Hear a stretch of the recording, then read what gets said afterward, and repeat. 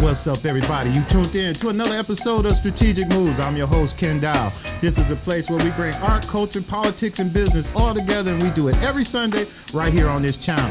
But when I'm not shooting this podcast, I am the owner of Strategic Resources, where we specialize in political campaigns, government, and public relations. Been doing it over 25 years right here in Greater Cleveland, and met a lot of interesting people along the way, and I want to make your next move a strategic move. And this program gives me an opportunity to do just that. So, if this sounds like something that you're interested in, what I need you to do is hit the like button, hit the notification bell as well, and leave us a comment to let us know how we're doing, and subscribe to our channel. So, that's what we're going to do today. And today I got a very interesting guest on my show that's going to come in. We're going to talk a little bit. But before I want to do that, I want to shout out to my producer of our show, DJ True. How you doing back there? What's going on? What's going on, Kenn? How was your weekend this weekend? I had a great weekend. I visited my niece. She graduated from McDonough High School in Owings Mills, Maryland. Jesus, very prestigious school out there. Really? It must be, because I've never heard of that. It's outside of D.C. somewhere, right? Yeah, more so outside of Baltimore area. Excellent. Yeah, so I had a great time. Spent time with the family and got on back here. Oh, you back just in time, because the guest we got today on our show, man, he's a very interesting guy. I heard. Yeah, I met him a long time ago. I met him through a friend of mine who actually been on our show, Jerry Prim. Okay. Yeah, Jerry Prim was actually, I was thinking about how I met this guy, and it was through Jerry Prim some years ago, and we're going to talk a little bit about that as we get into it. We're going to introduce Coach Rotsky. Has a proven and time again that he has the winning formula. Not just a coach, but Jeff Rotsky is a successful businessman serving as Senior Vice President for Wealth Management Financial Advising of UBS Bank, one of the world's largest banks. I found that out today. I didn't even know that. He also, before I'm doing that in his spare time, this is what this guy does in his spare time. In his spare time, he was the coach of Euclid High School football team, where he led the football team every year, securing victories 5 out of the 6 appearances. Before that, he transformed Cleveland Heights football team, leading them to the playoffs 4 times out of his 8 years of being in Cleveland Heights, and I was with him in Cleveland Heights when he did some of that stuff there as well. He also was the head coach at Maple Heights. He was the head coach over at South High School. He was the head coach for St. Peter Chanel and Bedford Heights High School as well. Rotsky has an astonishing 29-year impressive record of 191 wins and 84 losses. 194 wins and 84. Right, that's a lot of wins. He's been doing his thing out there. Coach Rotsky's philosophy revolves around GFGF, generosity, family, grades, and football, a true testament of his values on and off the field. Him and his wife Gina started a foundation called the Rotsky Foundation for mentoring. Is a mentoring program, provides structural mentorship to inner city youth, offering them a safe haven and nourishment when they need it most. Coach Rotsky mentoring prowess is evidenced in the success stories of former players, including Super Bowl champion Travis Kelce and Shelton Gibson. Shelton actually went to school with Anthony, and they played together. And they all accredit their success and their achievement to Coach Rotsky as well.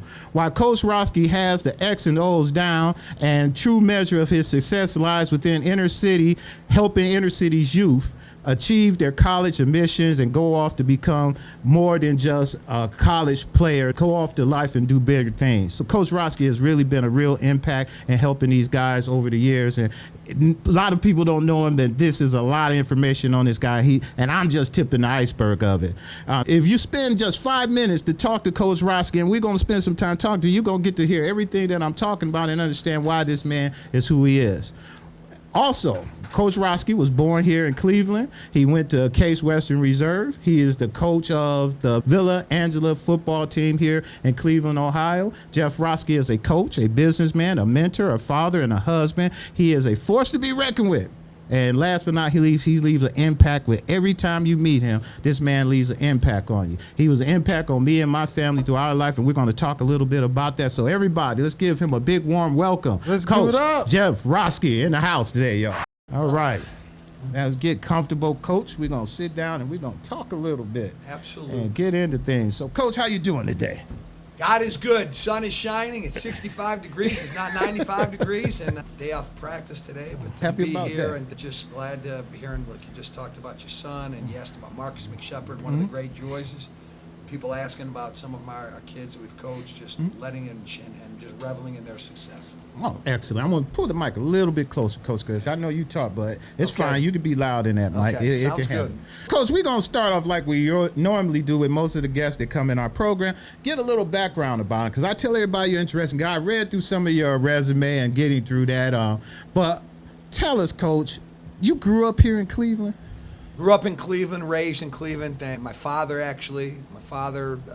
he had to drop out of high school. He went to Glenville.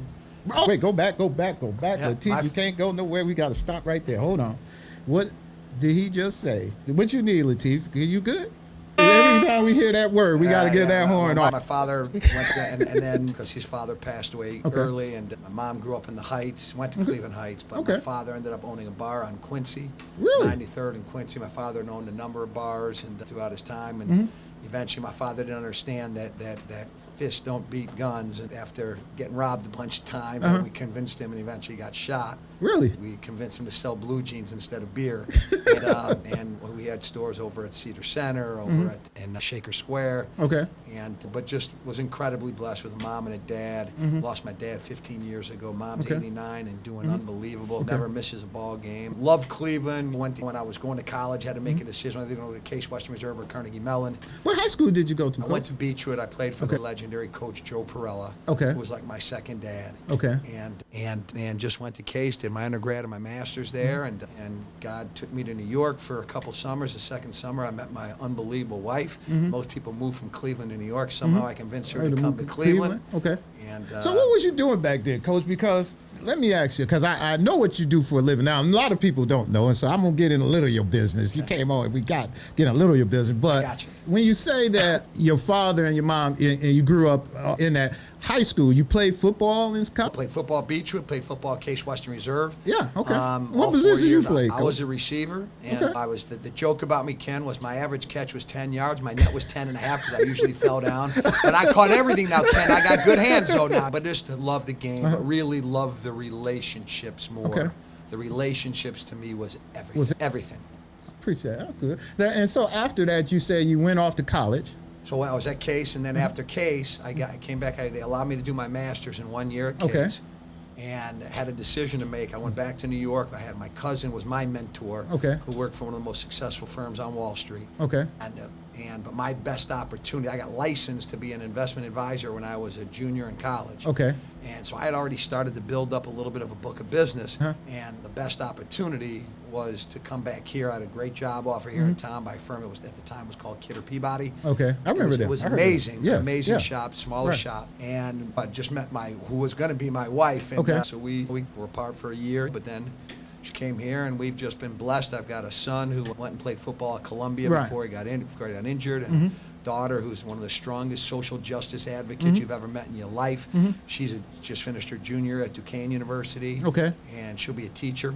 And so God has really blessed me in so many ways. So what made you decide that you wanted to get into financing and the career that you got into? Because it's a great question. So initially I thought when I went to college I wanted to be a doctor. And then I realized all the physics and calculus and all this. I was decent at it. But I spent a weekend with my cousin in New York. And I saw what he did, and I said, my God. I said, number one, I know I can bring passion to any job. I know I can sell, but I also, if you believe in what you're doing, you try to do the right thing, you try to do God's work for people, then I thought if I could take the East Coast mentality, the aggressiveness of the East Coast, and bring it to the Midwest, we'd have a chance to build a pretty successful business. And we got off to a fast start by the grace of God, and took everything I learned from my cousin, and we started to build a business. And I had a goal. And my goal was that when I turned 30, number one, that if I wanted to step away and retire, I'd be able to do that. Now, I say this as humbly as I can. I was in a position to do that, but I love what I do. But my other real goal was we'd already started our mentoring program, but I was missing the closeness of a locker room, of a team. And my mission was when I turned 30 that I would go coach high school football again. So that's where that's what I'm saying. You're an interesting guy. That's why I ain't gonna let you scared over all that stuff, because we're gonna get into that, because I'm trying to figure out the why. And we're going to get to the why, because just like you said, at 30, you were at that position where most people would say, okay, I don't have to mentor. I don't have to do that. What made the mentoring piece come in? What made you say, you know what, I want to start this nonprofit? That was a few years even before. That was like when I was 20. Okay. So I married a wonderful woman, Gina, Maria Teresa Rainoni Rotsky. So a nice Italian woman. Okay. But we both had very strong passion to help children. Okay. To help at-risk youth. And we didn't know what we were doing when we started our mentoring program, which is coming up in, I believe, year 32. Why? When I was at Case, okay, and I'm going to give you the exact why now. When I was at Case, I had the privilege, and I don't know if you've ever met Dennis Harris, Coach Harris. He played at Ohio State for Woody Hayes. Okay. He was my receiver coach. I was in his wedding my freshman year in college. That's how close we became. I love him dearly. Coach Harris got me involved in a program at Case called VFI, Volunteers for Youth. It was in essence a Big Brother, Little Brother program while I was in school, and I loved it. Okay. I saw the impact that I was personally able to make, but also that a lot of our teammates were able to make. And unfortunately, when I graduated, the program kind of died. And Coach Harris made me promise, and on my word, that when I got on my feet professionally, that I would come back into the city of Cleveland and try to do the Lord's work. And so my wife and I, we had a plan. We didn't want to be a traditional Big Brothers of Cleveland or big. They do a great job, and we don't want to be just a apprentice program. We wanted to somehow marry the two together, and so we figured if we could match professionals from this throughout all the Cleveland, the city and the suburbs, with similar personal interests as well as professional interests, we might have a pretty cool thing going. Let me give you a great, and it was our first graduating class, Emmett Golden, right? Yes, correct. Emmett Golden I adore the young man. He is probably the most popular sportscaster right here in town now. Correct. It was part of our first graduating class of the Rotsky Foundation for Mentors. Wow. Emmett will tell you that he went to college and then he stepped away, and I was in his you-know-what. Said, Emmett, there's no way you are too talented. His best friend was my protege, who was the first kid to ever go to college in his family. Got back into the broadcasting, and he is an unbelievable father, husband. He is so successful. You're going to see him on Prime. You're going to see him everywhere before it's all said and done. So my wife mentored two twins, okay, or a set of twins. Both have become, I believe, nurses now. Who, when I tell you where they lived and the challenges that they faced, but the way she impacted their lives, we know that God blessed us. We know we've worked hard for everything that we've done. But God's plan for us it's not just to make every dollar you can, but is to find people and kids in particular, that we don't want ever a kid, and I'll get into this story later with you, but we don't want any child to be labeled because of the color of their skin or because of the demographic where they grew up. And it actually it pisses us off. And so we're very passionate about our kids and the kids that are involved in when we interview kids for our mentoring program, we say, hey, Ken, what do you think about college? Say, oh, Mr. Rotsky. I say, don't call me Mr. Rotsky. That was my dad. Call me Jeff or call me Coach. He said, tell me what your thoughts are, Coach. I hope I can go. I wish one day. I said, listen, I never want to hear that again, ever out of your mouth. And they look at me like, what did I do wrong? I said, if you're going to be in this program, there's no hoping or wishing. It's not a matter of if, it's a matter of where. Are you going to go to Ohio State? Are you going to go to Case? Are you going to go to Harvard? Are you going to go to Cleveland State? And we just believe, and my high of high every year is seeing our seniors in our foundation move on, and then seeing our kids sign national letters of intent. So let's go into that a little bit, because you said that your foundation, 30 years running now. Tell everybody, my listeners and folks who don't know, I gave a rough through and I bumbled through it. I'm trying to get better at these introductions, people, so bear with me. But Coach, tell everybody what's the nucleus of what that foundation is all about and what you guys do over there. First of all, it's RotskyFoundation.org for anybody, and we are always looking for good mentors. People ask me all the time, Ken, what does it take to be a good mentor? I say, just a heart of gold, that's it. Just somebody willing to take a young person under your wing for 4 or 5 years and see them through the most challenging parts of their life. See them through so they don't get off track. See them to give them the ability so when they know, I don't know what do I want to study. Maybe they come, maybe someone like my first protege, okay? he liked business, but he loved architecture. We were building a home at that time. He met with my architect. He was in I learned about the stock market. But there's times when we match people and they realize that's really not what I want to do, but that's okay because we build that friendship that in many cases lasts a lifetime. And our mission is to give these young people a chance at life, to give them a chance to have somebody that's going to believe in them no matter how bad or wherever they come from. It doesn't matter because let me tell you something. Major Anthony Wright Jr., Maple Heights. How many people from Maple Heights do you think are majors in the United States Air Force? Correct. People didn't believe in Anthony Wright Jr. His father did. His mother did. And sure as heck, Coach Rotsky did. And I love him.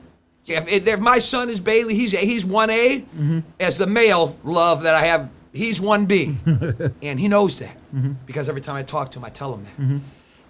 But our mission is to the kids, the mentors and proteges get together once a month, and then in between those monthly meetings, they have a couple of we call them biweekly checkup calls. So just to make sure all is doing okay. And when they get together, sometimes they're down at their place of work, and sometimes their place is going to a ball game, going to the mall, going to a movie, whatever it is that they enjoy doing. Correct. And with the mission of building an incredible friendship, and you stick to it, and you stay in these kids' lives, man. It is the most beautiful thing you've ever seen. And just the pride we take going from graduation to graduation, it's just the same way when we see our kids, whether it was at Euclid or Maple. Your son's a great example. Just seeing them, knowing now that hopefully we were 1% of that impetus pushing them to move on and realize that don't let anybody tell you can't go to college. Don't let anybody tell you can't be a doctor. Bode Agaja, you probably remember. Final Four doctor 2 years ago in the NCAA tournament. Correct. Final Four. Don't let anybody tell you what you can't do because of where you grew up or because of the color of your skin. And it bothers me. It irks me. And I will just tell you, and I hate to segue into it, but we were at Euclid. Year one, we knew we had a special group. Now, they hadn't won nothing, okay? We're 2-2. I thought we were better than 2-2. But I was hearing our kids talk. And my mom says, I'm never going to go to college. Oh, my dad, my uncle says I could never be a doctor. We lost that second game, and I lost it. And I can't even use any of the language I used in that locker room. But I told our kids, I am sick and tired of hearing people tell you what you can't do. I'm sick of you accepting ceilings that people are putting on you in your life. It's your life. It's not theirs. And excuse me, but I really feel very strongly about this. And I said, let me tell you something. Anybody that tells you what you can't do from here, you write their name down, you post it by your bed. And when you become a monster success, you go thank them. Shelton Gibson, great example. Shelton, his sophomore year at West Virginia, 3.5. I was told he'd be dead or in jail by half the school there. Oh, yeah. I'm at a basketball game with him over when he's back in town. I said, how many people there told you what you couldn't do, how much of a disaster you're going to be? Points like 20 people. I said, Shelton, go shake every one of their hands and thank them. He looked at me, Coach, no, why would I do that? I said, thank them for telling you what you couldn't do. And at some point, they're just going to see it magically. And they're going to see it not only on Sundays, but they're going to see you become a great husband, a great father, and that's exactly what he's become.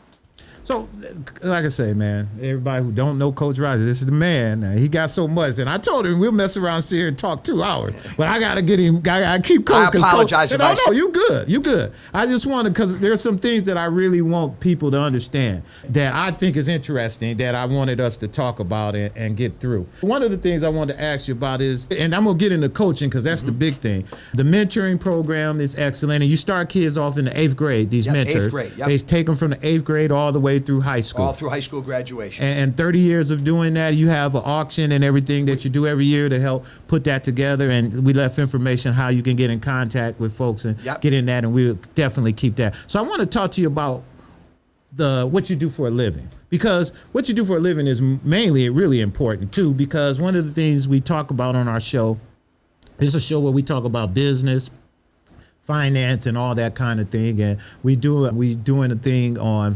generational wealth, and we talk about how that's important to families and doing that. So, Coach, tell us what you do at the bank you work at, and a little bit about the bank, because I found that interesting when you told me I knew you always were in finance, but when you told me the bank you're working with now and everything. So, about a year ago, I had left Morgan Stanley. I was there for 13 years, actually with Coach Stevenson. If you remember Coach Stevenson, I remember Coach Stevenson. He's my partner, been with me for 25 plus years professionally, and coached me since day one. Being a financial advisor, if you do it right, is no different than being a coach. So, Coach, what is a financial advisor? For us, we're a truly planning-based practice. Someone will sit down with us. They have X amount of dollars. They have children. We look at everything they have, from their retirement plans to their dollars outside of financial plan, outside of their retirement plans, to education planning for their children and grandchildren. We want to make sure if Ken Dow wants to retire in 3 years, we say, all right, here's what you have. We use what's called Monte Carlo simulation. It's all sorts of probability and statistics stuff. And we tell them, hey, sometimes it comes out great. You absolutely can retire. Sometimes we got to tell people you got to work till you're 120, or you got to adjust what your goals are. But it's really no different than coaching. I love what we do because I love the personal interaction. I love the friendships that we've garnished. And it's no different. Everyone starts off with a goal. We want to win state championship this year. That's our mission. How are we going to get there? What's the roadmap? If you and I want to go to California and you have a map, and I don't, you're going to get there faster. My job as a financial advisor, and as a coach for that matter, is to create the roadmap for you, to make sure then you're doing the things you need to do, from socking away money and putting away money in your retirement plans and getting it matched by your companies, and then putting away and living, enjoying your life, but also socking away money for your kids and grandkids, or whatever is important to you. So do you need to be financially wealthy to have a financial advisor? When should you get a financial advisor? I think it really depends. I think, first of all, I think everybody needs financial literacy. Okay. I mean, and I think there's, and I don't mean to sound this in a bad, but there's various people we just don't.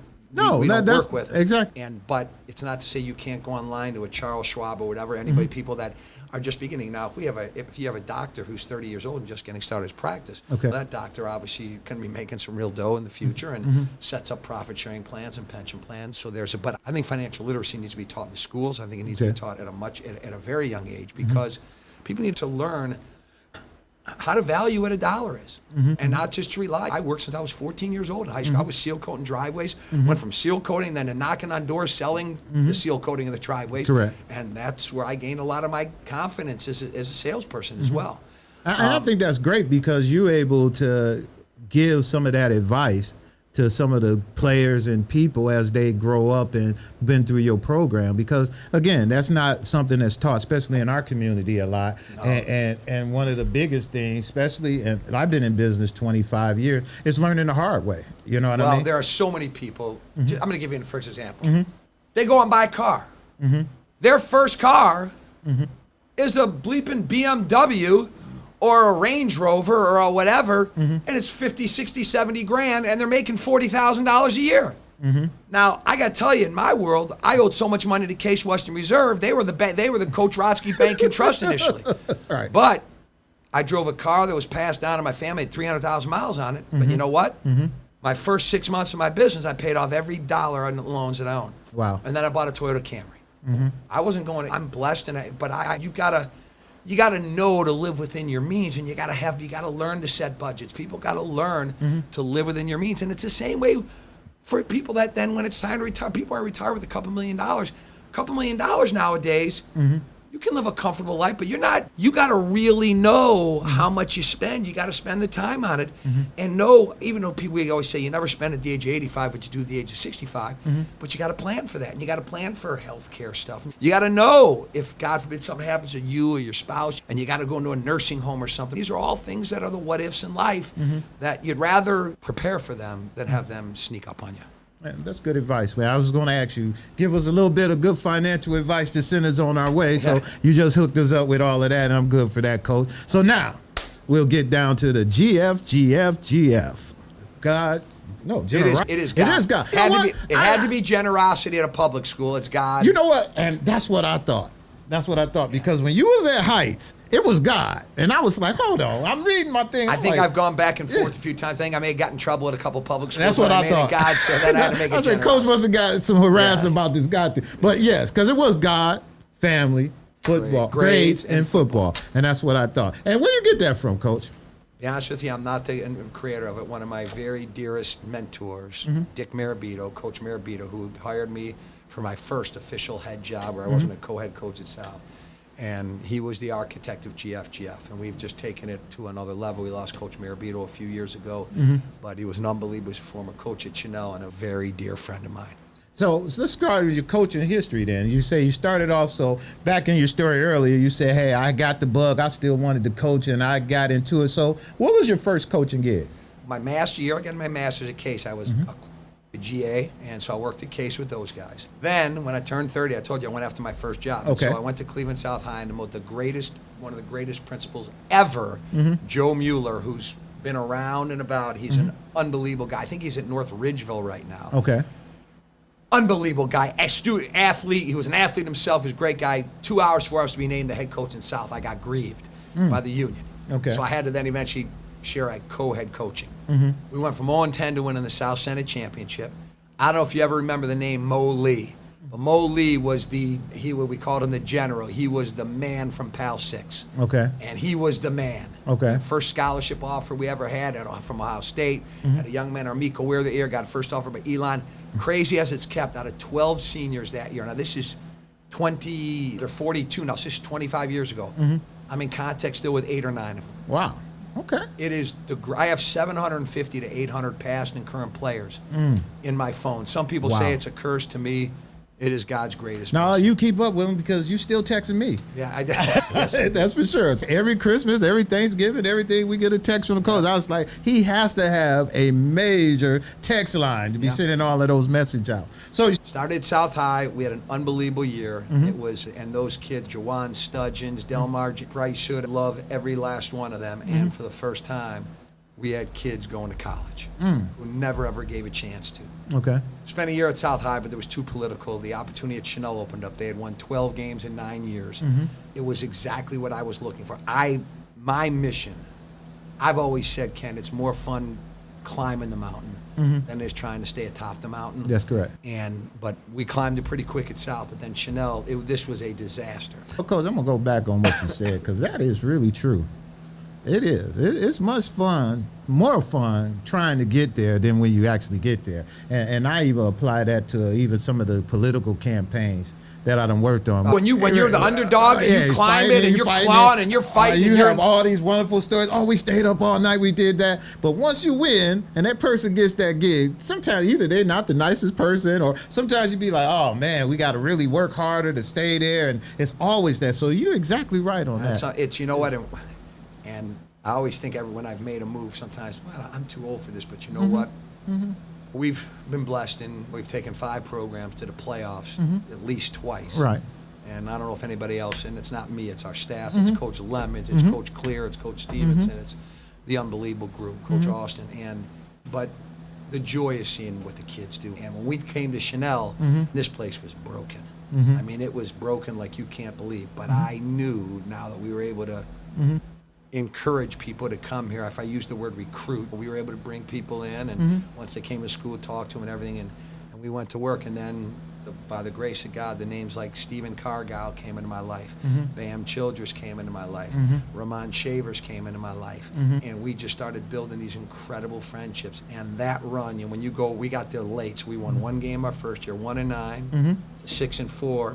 We would have made the playoffs that year, but they only took 4 teams. But I cost us the playoffs because our best lineman, I benched him 2 games. You know why? Why? He came 2 Saturday. We didn't miss 2 Saturday morning practices. Wow. And they know if you miss unexcused, you're benched. You benched. And you know what? That kid who graduated from Bowling Green has got a beautiful family now, has told me in my mind whenever I was going to be late for anything, I remember Coach Rotsky's just screaming and yelling at me saying, get your blankety blank out of bed. Don't hit the snooze button. Be there on time, and that's the mission behind it. Excellent. That's the mission, and then boy, we went 13-2, got beat in the state semifinals, and I'm sorry, 13-1, and then 13-2, and got beat in the state championship. And then I got fired. Really? And what was that all about, Coach? I think it's important that your people know, your listeners know. You know my mentoring background. You know the demographic that we fight for. That's correct. Okay? When I took the job at Chanel, they knew how important our mentoring program was, and that my coming there was to help all people, white and black, but especially to help young black men get out of the hood, get out of jail, and give them a chance at a great education in life. Well, that last year, they put a quote in. They were only allowing 70%, or I'm sorry, they were only allowing 30% non-Catholics into the school. Ken, let me ask you, how many black Catholics are there in the state of Ohio? Probably 0.5%. Less than that's exactly right, a half of 1%. Yeah. So I said, you're kidding me. I had young men getting rejected with 3.5s because of the color of their skin. Wow.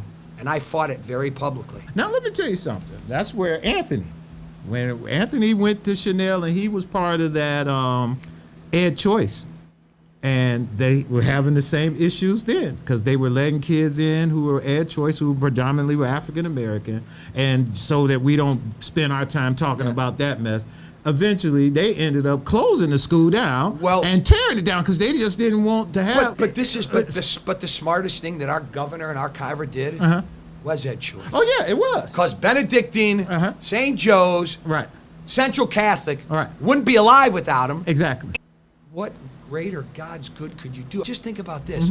If you live in Euclid, Maple Heights, Cleveland Heights, Bedford, no disrespect to these places, the city of Cleveland, East Cleveland, and you're a parent and you got a chance to get your kid out and you get $7,500 towards it and more financial aid. Heck, if you make less than 250% of the poverty line, you go tuition free. What parent in their right mind, if you love your child, trying to give them the best education? Are you kidding me? And then I'd like to say the bonus, the cherry on top with us is you can get 20, 25 coaches that are going to love your son like their own. Yes. So, yeah, St. Peter Chanel is everything you said it was. And, yes, I had Coach Jarvis Gibson on the program, and we talked about that. So you don't even have to go into detail because they already know. So let's move on from Chanel to Maple. So Maple was, boy, I'll tell you what, Maple, I'll never forget our first year there. Again, they lost 21 in a row. We came in, Henry Risch, if you remember Mr. Risch, he was the superintendent, one of the greatest men I've met in my life, flat out. Talked to him today and still talk to almost all my superintendents. Lost 21 in a row. Joe Zephyr was our quarterback, who now is on my staff, who's a teacher. Had his first child when he was in high school. Wow. But he is my son, and we knew we had a chance. These kids came to work. They just, you know what?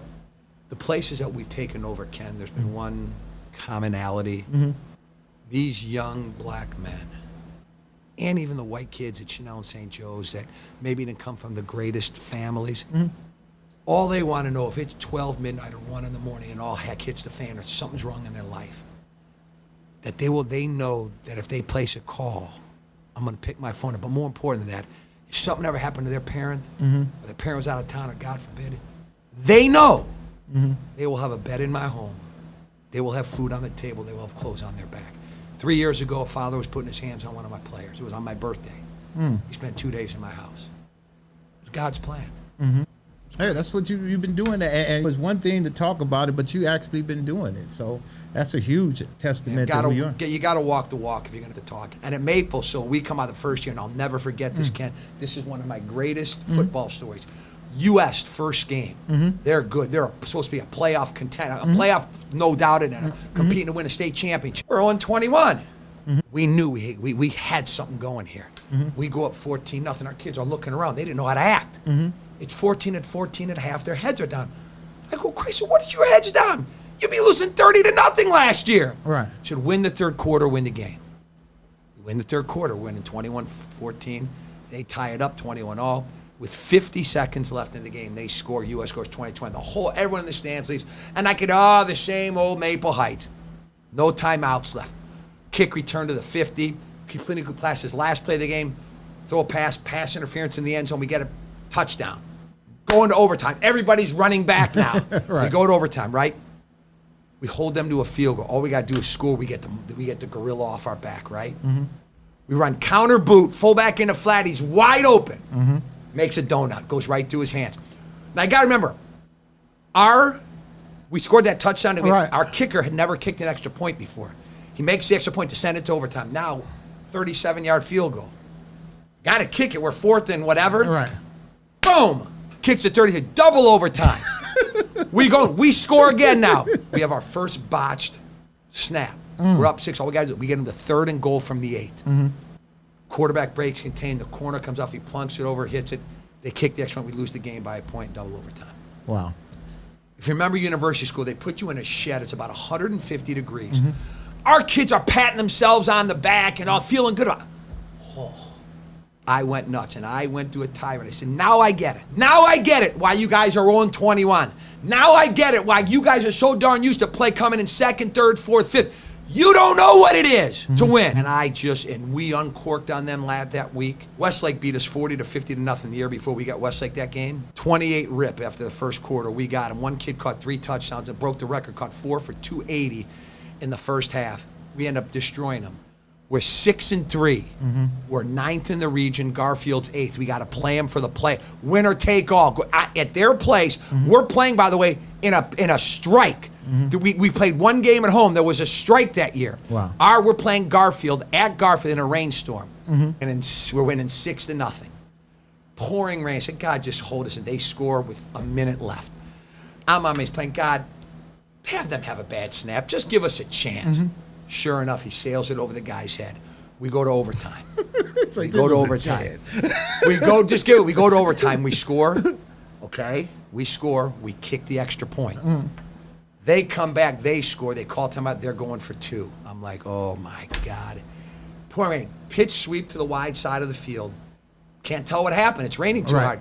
All of a sudden, our kids are doing mudslides. We hold them for a 2-yard loss. I'm running onto the field. I'll never forget this. We're at Blaugren Field. 6'7", 310-pound Sean Saylor goes to hug me as I'm running out. He clotheslines me in the face. My glasses fly off. To this day, those glasses are 3 inches deep. But, man, it was so special. It was so special. That was y'all playing in Maplesfield? We were playing at Trinity. At Garfield, and they played at Blaugren Field at Trinity. Maple had the worst field in the world. St. Joe's has the worst field, but not anymore. Not anymore. Not anymore. We haven't started yet. That was the thing I want to tell everybody else, too. Coach Rotsky is the Oprah Winfrey fields. Everywhere he coached, you get a field. You get a turf field. Now you get a turf field. VA getting a turf field. Yes, we are. Euclid got a turf field. Cleveland Heights got a turf field. Yes, that is the Oprah Winfrey of turf field, and those are some big. Those are $1 million projects. So we raised over. That's what I'm saying. We raised over $1 million this one at St. Joe's. Yeah, then got us some unbelievable. Now we're going to go raise. We got to raise 2.2 more for now the full stadium, and it's going to be the most beautiful stadium on the lake. You have never seen nothing like it before. Y'all going to build a whole stadium for VA. That's the mission. Now, just to go into this, the thing with VA is different than the Euclid and Cleveland thing because that was taxpayers, and the VA is all private. So first off, just take a step back. People always ask, why did you leave Euclid? We went to the playoffs actually all 6 years. All 6 you know what? You're right. Yeah, all 6 years, yeah. And unfortunately, we got beat by the Saints every year somewhere down the road by Edgar Ignatius. But it was in the middle of COVID. 3 kids. One's brother shot and killed. One kid shot and paralyzed. One kid shot, missed his lung by this much. He'd have been wearing he'd have been who knows where he would have been. They didn't care. They didn't care about the health being of young black men and women, for that matter. And I lost 20 pounds, couldn't take it. And I've always believed that God. When you say they didn't care, what you mean by that? The administration didn't give a darn about them. They didn't give a darn about those kids. Failing miserably because it was all online stuff. We were the only ones giving them tutoring and everything. My daughter and son were tutoring around the clock. It was just, and I just couldn't take it anymore. I just couldn't do it by myself. And I've always believed in my life. You just didn't feel that school had the best interest of these young black men and women. And I couldn't take it anymore. And I was blessed to have had a handful of opportunities, but I adore the Euclid community. And I believe that's where God put us for a reason. And St. Joe's is right on the brim, right on the fringe there, and just so happens that things happen and the opportunities happen, and it turned out to be an incredible blessing. The one that was most disappointing, I believe, was the Cleveland Heights one. I think that one kind of shook shockwaves across the bow a lot. That one. We never would have left. And you know the whole story behind there. I mean, you know, my Christian Hughes, you remember Miss Hughes, who was the greatest athletic director ever. Right.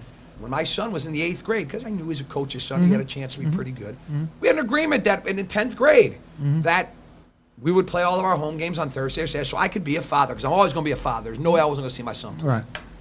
And a new guy comes in. Whenever a new guy comes in, the blank hits the fan. Says, "No, you playing on every Friday night. You're playing on the Jewish holidays too." So that was his way to tell me, Coach. So that way that ended, and you ended up moving on. Cleveland Heights. Let's talk about the Heights thing, because again, that's where I met you at. Yep. And I tell people, everybody I bring on the show, they sometimes remember or don't remember why I bring them on, what makes them interesting to me. And what made you interesting to me was that I remember the time when Anthony just started playing football. He had another brother named Brandon also, who was pretty fast and was an athlete as well. But I was taking him on to Mark Harris and around doing the whole thing everybody do with their kids, getting them going. And I ran into Jerry Prim. He was out there with Emory. And he had mentioned to me he needed somebody to throw some passes for Emory. So I had Anthony throwing passes for him, getting him, they both working out or whatnot. And he mentioned to me, he said, "Hey, Coach Rotsky." And I said, "No, I don't know Coach Rotsky." He said, "Well, he's over at Cleveland Heights." And I said, "Oh, I think I brought my nephew up there a long time ago to meet you," and that kind of thing. So anyway, I said, "No, I met him a while ago." He said, "You ought to meet him, man. You ought to get your son over there. He's helping get kids into college. My son is on his way. He's going and all these things." And Jerry was your biggest. Jerry's the greatest. Biggest fan. He out there pushing hard. Still is the greatest. And at that time, he was over at St. Peter Chanel. And he was all right over there because his friends went there. His friends he went through high school, middle school, they got there. And so I remember the conversation with you, because when we did get a chance to talk, I remember you met Anthony, you talked with him and everything, and me and you were on the phone talking, and you called me, you asked me, "Did you make up your mind of what you're going to do with your son?" I said, "He's at St. Peter Chanel. I think he's going to stay at St. Peter Chanel. I think he's going to stay out there. He lives with his grandmother." And you said to me then, you said, "Why is your son living with his grandmother?" And I said, "What you mean?" You said, "Why is your son living with his grandmother? You think his grandmother is going to help him become a man. Your son should be living with you. Whether he comes here to play football," you went through your Rotsky thing, "whether he comes here to play football or not, he should be living with you, and you should be raising your son. He should not be over there with his grandmother."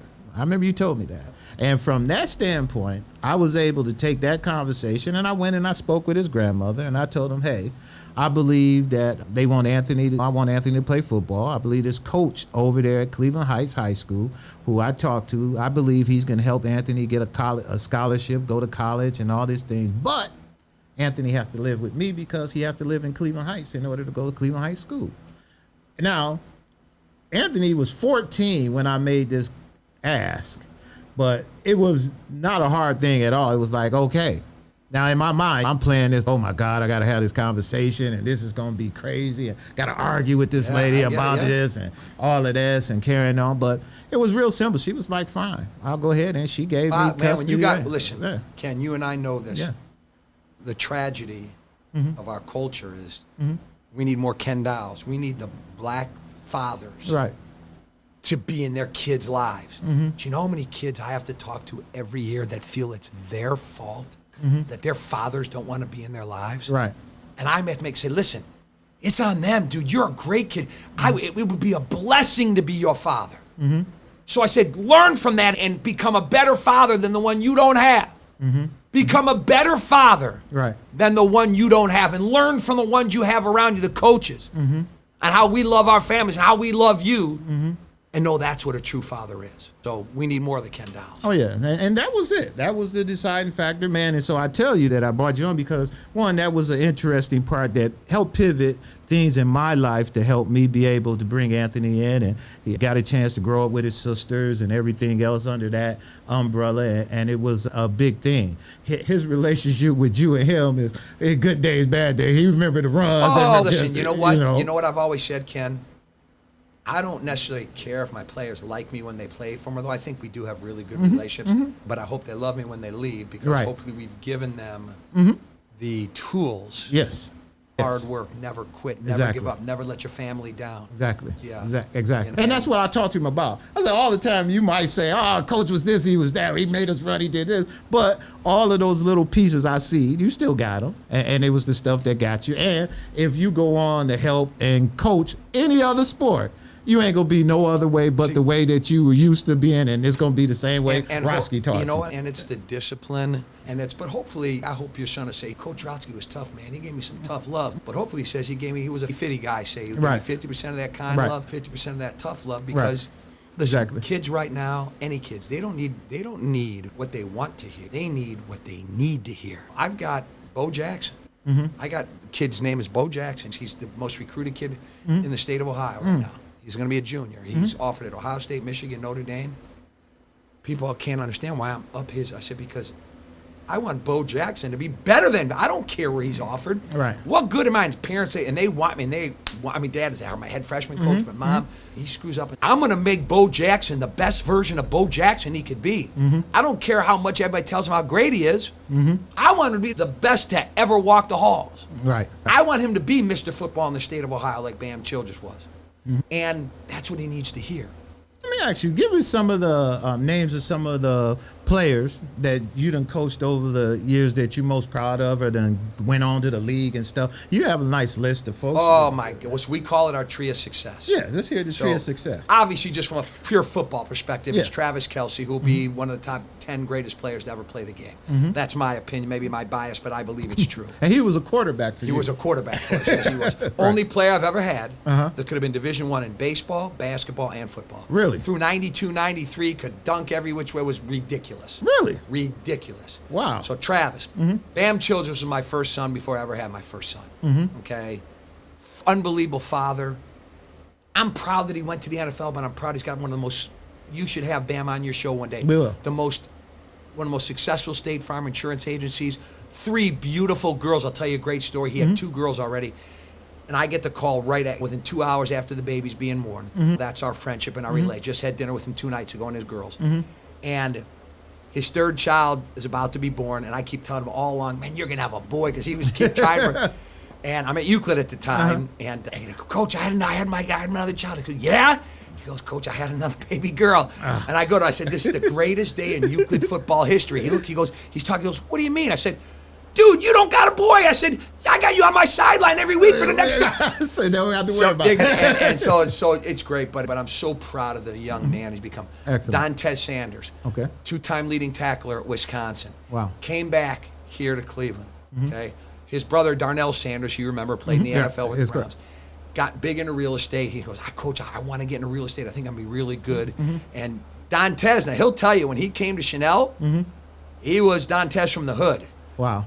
Dontez grew up, and so he said, Coach, can you help me buy our first house, my first house? And I said, sure.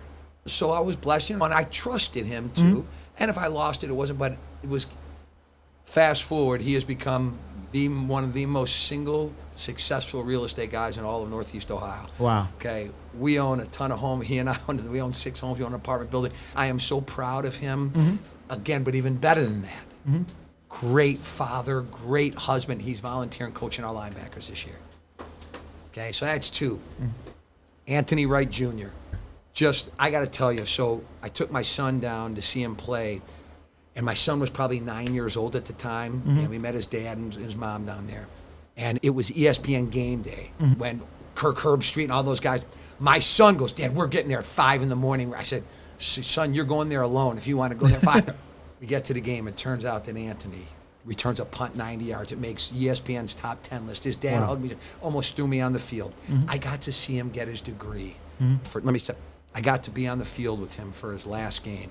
I wasn't expecting to be on the field, and it was an incredible blessing that he asked me to come down with his parents to walk with him. It was unbelievable. And then I got to see him at graduation get his degree handed to him from none other than Barack Obama. Really? It was amazing. Wow. And now he's a major. And his newest stint, he's coaching at the academy. Wow. So, unbelievable. Bode Agaja, we talked about. Doctor. Bode tells the story. He says, Coach, there were people dropping out like flies when we were in medical school. He goes, they were smarter than me. I'm smart, but they were smarter than me. He says, teachers would ask, he says, you don't seem to be under any stress. He says, you know what? He says, you didn't go through Coach Rotsky's 3-a-days. He goes, I'm used to the grind. He said, I was prepared for this, and I was so proud of him because we did an event 3 years ago at Euclid called Success Looks Like Me.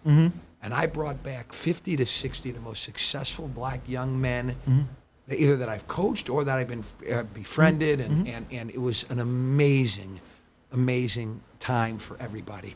Jerron Smith was the number one, the highest ranked black officer in the Trump cabinet. Wow. Okay, or doing all the opportunity zones. He was unbelievable. Got his PhD from Howard. Now he's a lobbyist, and just about to become, he just became father of twins, undergrad, master's, and doctorate. Wow.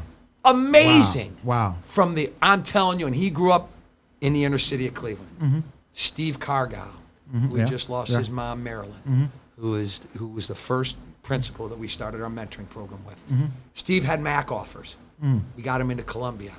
Thank God his mom and dad, who are the gurus, are just unbelievable people, said, listen, I know you're going to have to mortgage a lot, but Steve will control his life. I said, and if he's good enough, the NFL is going to find him. Guess what? The NFL found him for 5 years. When he was inactive the last year, we had to have the come to Jesus talk. I said, Steve, and this is the beautiful part about relationships and connections. I said, Steve, got to make the realization sometimes that it's over. What do you want to coach? I want to work in the NFL. I said, listen, Steve, Coach Rotsky's name don't mean a ton in the NFL, but at 3 places it has a little bit of weight, especially at that time, the New England Patriots, because you know the name Nick Caserio. Yeah, that's correct. Okay, so he was next to Belichick. He was the guy. So Steve sent out his resume to everyone in the league. I get a call the day Nick gets his resume. He says, is that the Cargill kid, the kid I talked to at Chanel? He said, yes. Is he as good as you said? I said, Nick, he's better. He gets hired, gets flown out, hired the next day. He is now number 3 or number 4 in the Patriots organization to Bill Belichick. As God is my witness, within 5 years, he will be the general manager of an NFL team. And you know, that was happening when he was at Heights, wasn't it? Yes, he probably got that job around the time. Yeah, because I remember you making a big announcement. Because he's about 12 years, 13 years into it. Yeah, I remember that. Yeah. But I'm so proud of him. And I, went through the passing of his mom together. And I think one thing people don't understand, listen, I don't drink, I don't smoke, it's just not my world. My joy in my life comes from the joys in my own children's lives and from the kids that I've coached. And the sadness in my life will come from the sadness in my kid's life. And the sadness, 3 months ago, one of my young men, probably my favorite kid I ever had at Euclid, he was a captain. He was just an undersized fullback defensive tackle, coached with me, had a scholarship. He earned a scholarship, but he went to Marietta. And after 2 years, he had a blood disorder, came home, and bottom line is he got shot and killed. And to have to talk with his mom and our staff, we live that. Because I tell these kids, when you graduate from our program, our relationship just starts. And that's how I feel. Our kids, my brother's a recruiter. We've helped kids get jobs, internships, buy businesses. We are all in. No, I know that, Coach. But I mean, a lot of people don't know that. But They just don't understand that. Matter of fact, do you remember the name Chris Rutherford? Yes. This is an amazing story, Ken. About 6 months ago, I get a call from Jeff Bryant. I remember Jeff. It was one of our defensive linemen there that Chris was really sick, and he was in need of a heart, and he was going to die soon if he didn't get a heart. And at the time, he had just moved from Atlanta to California, because I guess it's a little bit easier to get a heart there. And I said, I had Chris' name in my phone, but the wrong number, which I'd been texting for the last 19 years. And do you think it'd be okay if I call him? Jeff said, Coach, he would have brought you up. He said he would love to hear from you. So I talked to him. And it was very emotional, because as I looked at him, he went from being a 300-pounder, it took 100 pounds of water out of him. Wow. So I told him he went from a tackle to a tight end very quickly. And I said, what else can I do for you? What else can I do to uplift you? He said, Coach, just keep calling and talking. I said, would you like to speak to some of your teammates? He said, Coach, that would be the greatest. So I set up a Zoom call. We had a dozen of these kids on. We did a second one after that too. After we do the first one, they said, I'm up on the list. You never know. It could be 2 months. It could be 2 days. Sure enough, 2 days after that call, he got the call. He was getting a new heart. Excellent. It was just somehow, some way, God allowed me to get reintroduced to him because I just had a wrong number. And just to be a part of his life again, to encourage him, to let him know he's going to be okay. But just, it felt really good. So, Coach, let's get you around here. So now you over at VA. Still coaching, still helping people, still doing your thing. Been coaching 30 years. How much longer you gonna coach, man? As long as you continue to feel like you want to do it. And you told me the why, even though that's your why, as that you do it because of what your promise you made. But it's still, you don't have to. Coach, you do well. You could retire anytime you want to. You can sit back. It's a hard thing. The people have to be different. Parents are different than they used to be. I'm sure not kidding. It's not the same group of parents you had before. So the job is getting a little bit tougher to do it. And why you continue to do it, man? Why? Well, first of all, let me answer the first question. The when, how long are you going to coach? Yeah. My dream is I want to coach and work professionally till I'm at least 80. Jesus. And work? Your job work. too? You know what? I love it. I'm blessed that I've got a great team professionally. So it's not like I'm there 12 hours a day. Okay. We do really well for our clients. We care about them. They hear from us all the time. Okay. And you know what? I don't know what I would do if I didn't coach. Those experiences, these kids, I don't want to say it's addictive because that's maybe not a good word, but you ever seen the poem The Man in the Glass? It's a great poem. Everyone who read it should wear it. I'll tell you what it means to me. Every day you go to bed at night, you look at the man in the glass. And if you've done God's work, you've made someone's life a little bit better. You've done things not because you were asked to do it, just because it's the right thing to do. You're going to sleep well that night and God's going to smile back at you.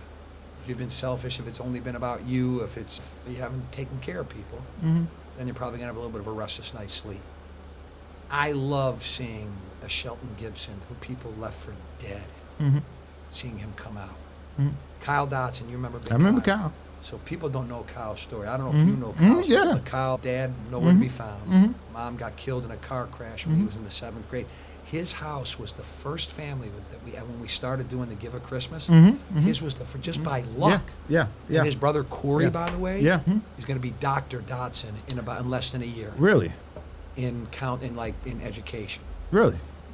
Unbelievable. I can't. And Kyle's getting his master's degree. And right Kyle, now. He's teaching. He was teaching at high school. Yeah, but he's getting his master's degree right now in counseling. Because he and I had a come to Jesus talk too. And I told him I'd whoop his blankety blank if he wasn't back now moving forward. So got your degree from Ohio State.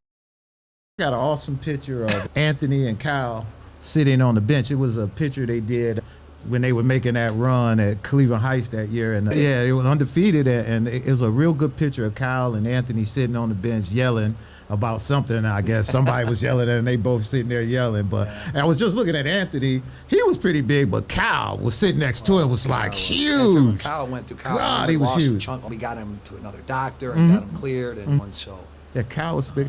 So, Coach, let me ask you a question as it relates to the philanthropy and the other stuff that you're doing and helping guys. And you say you want to try to do this till you're 80. Do you plan on trying to stay at VA, or you think you want to try to go somewhere else as things go on, or you think you want to do 80 years at VA? You know what, Ken, I believe this in my heart. If Chanel, things didn't happen, I didn't get fired, I think I'd have stayed at Chanel my entire career.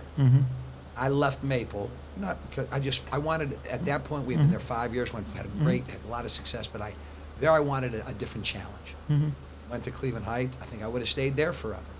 Went to Euclid, I think I would have stayed there. I'm not huge on change because the greatest compliment that I've ever received, I know that was one of your questions. Oh yeah, we're going to get to those right now. But if you don't mind me saying, one of the greatest compliment that I think I've received from a coaching standpoint was Dr. Smilek, who at the time was, when he hired me, was a principal, then the superintendent. He's now one of the great superintendents in Parma.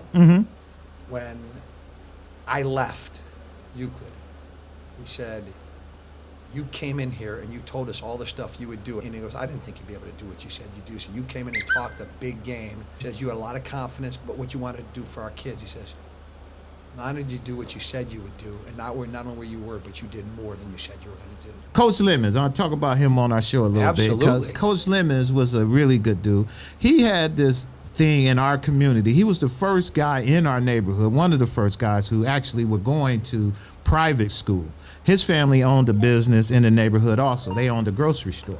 and his family owned a grocery store. And Coach Lemons was a little spoiled out of the group because he had potential. Yeah. They knew he was going to play football and everything. Coach Lemons never played football with us or none of the guys in the community. It was like, he goes to Benedictine, or he plays with them, and he's on that team, or he was playing Sims Raiders, or he was doing that kind of thing. He didn't play street ball with us. But the days he did play, it was like, oh, that's why he don't play with us. He does that. So he always had this bigger than life thing about him. And then years later, seeing him and connecting him with you at the football team, on your team, and being able, right now, Anthony and Coach Lemons stay in touch with each other till this day. Well, that was one of my, listen, he's one of my greatest blessings. I tell everybody he's my twin brother. We laugh at it. We're 3 months apart in age, or 6 months apart in age.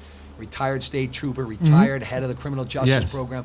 What he puts into these kids, and the fact that he's back home at St. Joe's now is unbelievable. And what he's my dean of discipline, so somebody's making me really angry, I'm putting you go get lemon eyes. Yes, You remember, because Anthony got lemon eyes. And again, that's his main guy. To this day, it's his main guy. He liked Coach Lemons a lot. He talked to him. And it's remarkable because, like I say, he was somebody from my past that I connected. And it was like, you guys connected we just like that. We would never have this success at any place we've been without Coach Lemons, without Coach Clear, without Coach Steven. These guys have been with me for 20 plus years now. That's great. We would never, ever have had that success. No. Without those, someone's got to be the loudmouth spokesperson. I guess that's me. But I am truly blessed to be surrounded with great people, and Johnny is as good as it comes. You know what? And that's part of what makes your success. What makes your success is, like you said, your team at your work, because you say you don't have to do 12 hours. Right. It gives you the flexibility to be able to coach, because you put a lot of time in coaching. That's why the part about it, what makes it remarkable for me, I know what it takes for me to run my business, and I'm grinding all day to try to get just ahead. And I know that things are a little better with you, but you still got to work. But you take the time to take the work and say, you know what, I can go and spend 9-10 hours coaching. I told my wife the other day, I said, Coach Rotsky just never grew up. I said, he got the ultimate job. I said, hell, he was lucky to go off and made good money on his job to allow him to play football. I said, he's still playing football. From the time he was middle school till now, he's still running, because you were on the field, running up and down. And I'll end us with this funny thing. The funniest thing, and I'm going to find this video because it's the one I'm going to put up, is when Coach Rotsky told the Euclid crew, no, it was a VA, that they were getting a new football field, and that's how we know everybody's getting older. Coach Rotsky said, before I say this to y'all, I don't want to get hurt. That's right. I don't want y'all to hurt me. So y'all stand back. I'm gonna make this announcement. And I'll show you. And I'll show you a photo when we're done here today. Though, that the photo that I get, all my guys, my kids say, I still try to keep me. I say, Coach, man, you're little. So I take a picture from my Maple days and I show them when I was right. I'll show you that photo. I saw no autos. Oh, you saw it? Yes, when I was going back doing the research on it, I saw a picture. I said, Coach had some arms. That's right. That's right. But you used to work out at absolutely, and I still work. I just don't do. With those guys, I used to. I used to work out toe to toe with every last one. Yes, exactly. So you was right in it, and I told my wife the other day, I said, he just haven't grown up. He's still playing. That's right. I said, you can't. That's life, man. Still want to act like I'm in my 20s. And it's beautiful, man. When you're able to do that, like you say, to do the stuff that you like to do. You like doing what you were able to do. Glory to God. In your business and like what you do, man. That's what life is all about, man. And that's why you on this show, man, because you're the epitome of that. And there's a lot more people. We need a lot more people like yourself, just like you say me, but we need more people doing what you're doing to help the folks in our community. Wow. And that to me was a really blessed compliment. Let's ask some of the questions. I call these my Larry King questions because Larry King, I thought, was one of the best interviewers. He was good. That was out there, and he used to ask these questions before. I'm going to ask them to you, Coach. And the first question is, give me a person if you were to trade places for a day. Who would that be? I could trade places for a day. For one day. If you could trade places with somebody for one day. I can tell you if I could have dinner with one person. Trade places. Same thing. Okay, we'll have dinner or I'm going to let you do because you coach. Well, it would be Bill Belichick. And that would be a good pick for you. It would be him or Nick Saban. Those are my two. You want him on game day? I want him on game day. I want to be right there. You want him on game day? I just believe I'm cut from that cloth, that's. And Bill Belichick, out of all the coaches, Bill, you want the Patriots. That's the man. You want the Patriots. Like, that's a good one. All right. What's your guilty pleasure, Coach? What's your guilty pleasure? What is Coach Rotsky guilty pleasure? I'd say Dr. Pepper. That's my only. That's my. Really? No, you know what? I try to stay as healthy as I can, but if I can, I'm really. I like to drink my Dr. Peppers every Saturday because I'm very tired. I'm after Friday night games. My coaches know they got to get me a big one to keep me awake during the meeting. Probably my Dr. Pepper. Okay. And you say the best compliment somebody ever gave you was, again, from a coaching standpoint. From a coaching standpoint. But just, I think the greatest thing that was ever said to me was said to me from the time I was 3 years old till the day that my father passed away. And that was to grow up every day in my life. Every day in my life hearing from my father saying, son, I love you. Name me something that you wish you were better at. I stink at golf, but I'm not, I really wish I was. I don't play very often. But, when I look from a professional standpoint, and I think I've improved in some respects, but I want to improve. I want to enjoy the wins and the successes more. I don't want to just be, some of the best people will tell you they're driven more by fear of failure than it is. I want to enjoy the successes a little bit more. Yes, that's good. That's really good. What's the worst piece of advice you ever got? When someone told me, man, don't waste your time going back, get your master's degree at Case. I was able to do it in 1 year, and just having that piece of paper on my wall when clients see the Weatherhead School of Management and all that stuff, it's powerful. Excellent. And what the final question is, what's the thing that fails that always make you laugh? What's the one thing that you could think about that always make you laugh? And you done coached a long time, you done been through it, so when you down and really you say, you need that thing, and even you think about I'm going to give you two things. Number one is my dog, Koa. Whenever you come in, I say win or lose, she licks my face no matter what. But I will tell you, the one person that no matter what mood I could ever be in that makes me laugh was this Rob Hennings, who passed away. Rob Hennings was the funniest, most fun, optimistic guy I've ever met in my life. Give you the shirt off your back type guy, but I would just look at him and the way he would talk and walk and dance and just if I think of him, it makes you smile. Just puts a smile on my face. Hey, DJ True, you got any questions for Coach? Yes, I have a question. What makes you so passionate about, it's a two-part question, what makes you so passionate about helping black males, and who gives you the most flack for wanting to help black males?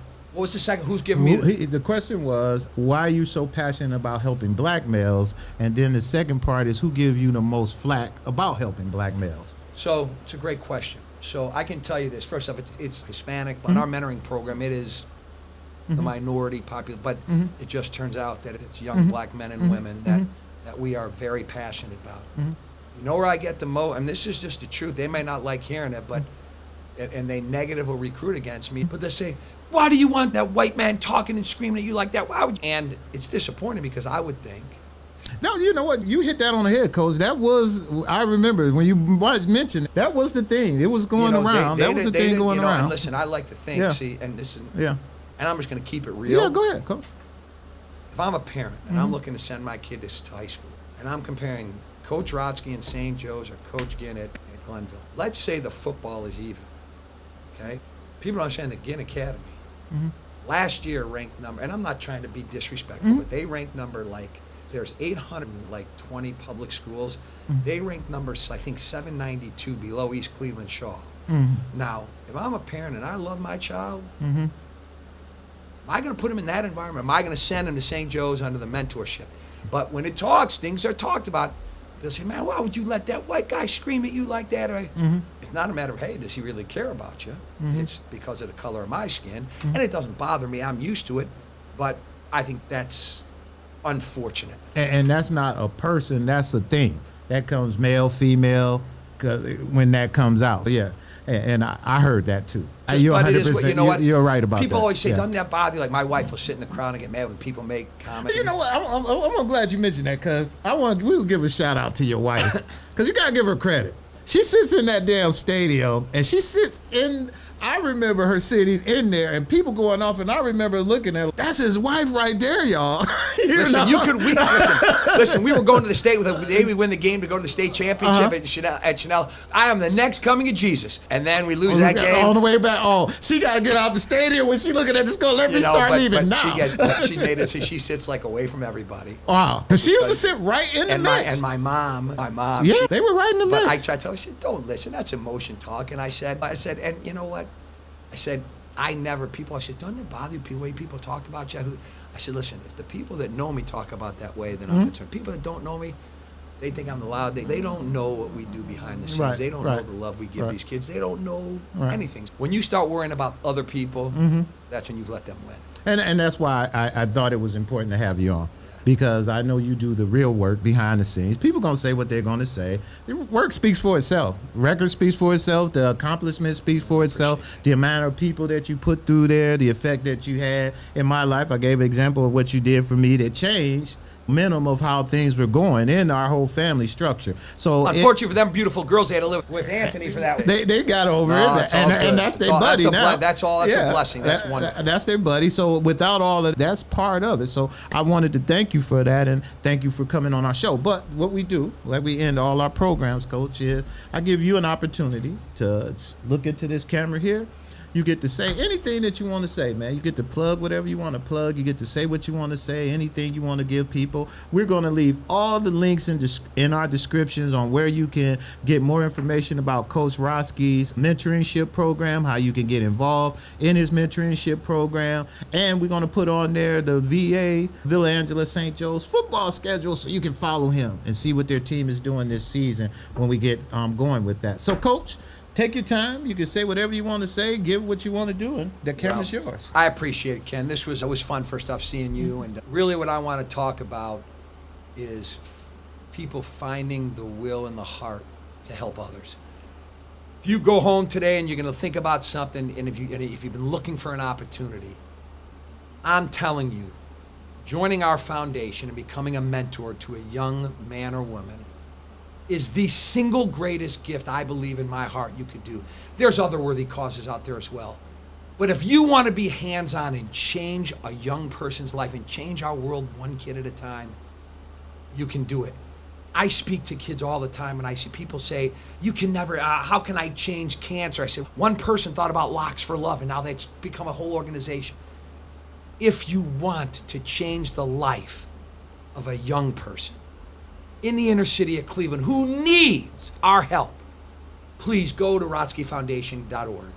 Ken can even give my cell phone on. I'm fine with that. Call us. We'll meet you. We'll get you paired up. And I promise you that besides being a father, the next best thing is being a coach or a mentor. And you will never, ever regret it. As a matter of fact, you will be thankful to the Lord that you made that connection. Thank you. Hey, everybody, that's Coach Jeff Rotsky. I told you you'll be definitely impressed with that. We'll see y'all next week. Thanks for coming.